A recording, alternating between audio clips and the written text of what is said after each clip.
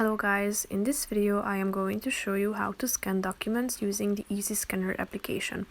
But first I just want to mention, don't forget to subscribe to my channel because at 10,000 subscribers I'm going to show you my whole YouTube revenue statistics and growth strategy, how to make money online. So let's jump into it.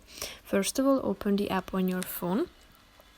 Then you should hold still your phone till it scans your document.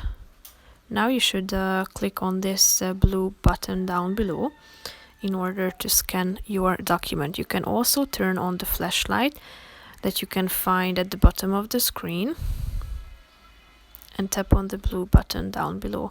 If you are ready, you should tap on this icon that you can see at the top of the screen, and now you can see the documents that you have scanned with the application. That's pretty much it for this video. I hope you found it helpful. If you did, consider subscribing and see you in the next video. Bye bye.